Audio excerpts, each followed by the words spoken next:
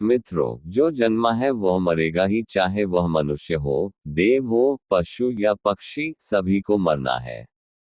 ग्रह और नक्षत्रों की भी आयु निर्धारित है और हमारे इस सूर्य की भी।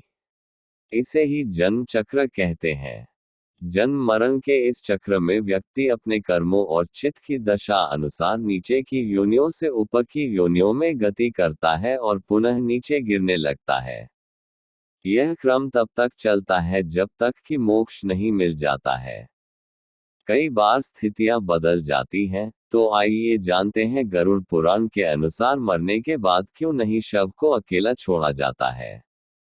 तो दोस्तों, एक बार फिर से आपका स्वागत है आपके अपने चैनल द नॉलेज एकेडमी पर। तो अगर आप हमारे चैनल पर नए हैं तो वीडियो को लाइक कर लें, चैनल को सब्सक्राइब जरूर कर लें और बेल आइकन को दबाना ना भूलें ताकि इस तरह की सारी वीडियो सबसे पहले आप तक पहुंचे। तो आइए दोस्तों, चलते हैं वीडियो की ओर।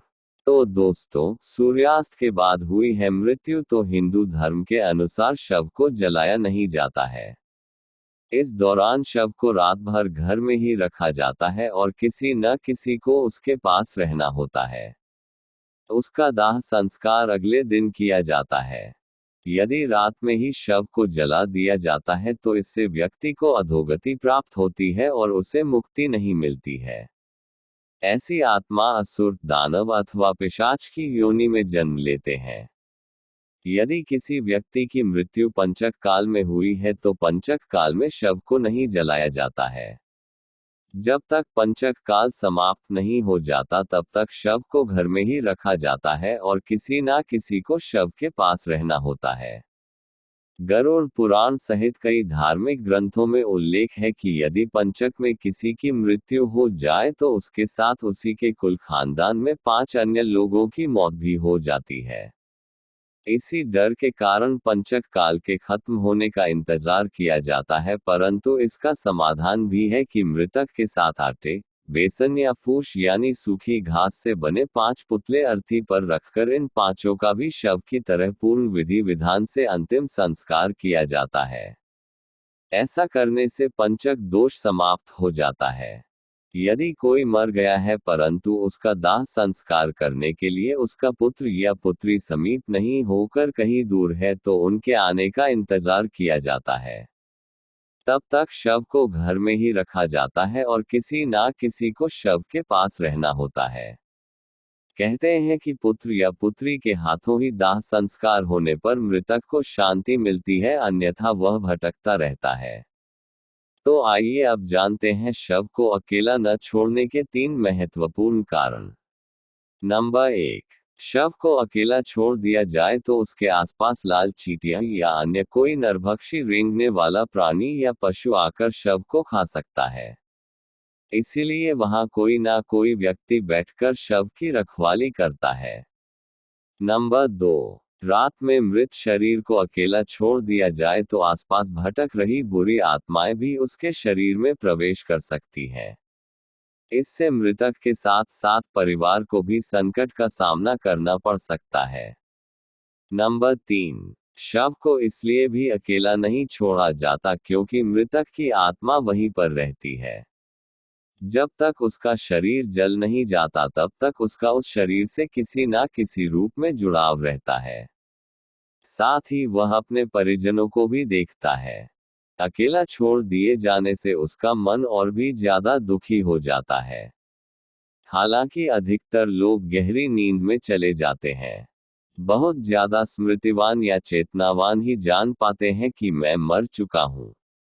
और दोस्तों, इसके अलावा कई और कारण भी हो सकते हैं, जैसे यह भी माना जाता है कि यदि ज्यादा समय हो जाए तो शव से निकलने वाली गंध के चलते कई तरह के बैक्टीरिया भी पनपने लगते हैं और मक्खियां भी भिनभिनाने लगती है।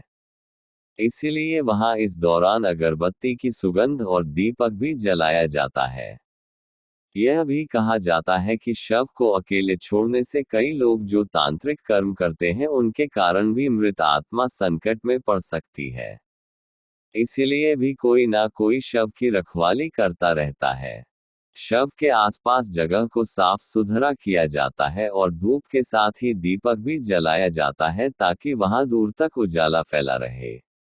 इसका भी यह कारण है कि मृतक कहीं अधोगति में नहीं चला जाए, क्योंकि रात्रि के अंधकार में अधोगति वाले कीट पतंगे, रेंगने वाले जीव जंतु और निशाचर प्राणी ज्यादा सक्रिय रहते हैं।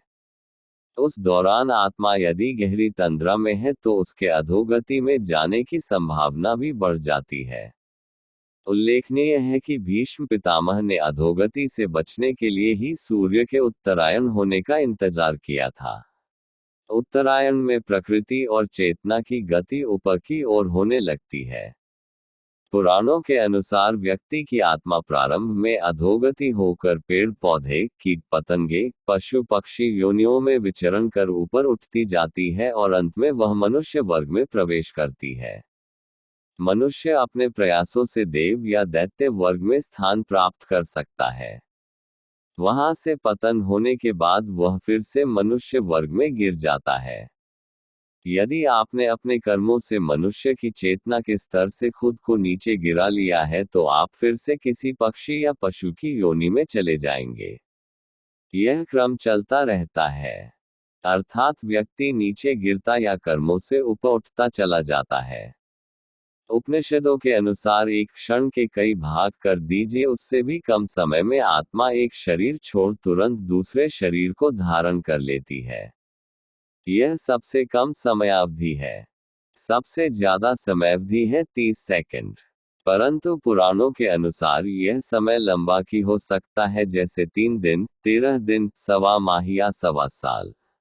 इससे ज्यादा जो आत्मा नया शरीर धारण नहीं कर पाती है वह मुक्ति हेतु धरती पर ही भटकती है, या स्वर्गलोक चली जाती है, या पितृलोक चली जाती है, या अधोलोक में गिरकर समय गुजारती है। तो दोस्तों, आपको हमारी आज की वीडियो कैसी लगी हमें कमेंट्स में जरूर बताएं और चैनल को सब्सक्राइब जरूर कर लें। मिलते हैं अगले वीडियो में, तब तक के लिए आप सभी को मेरा नमस्कार।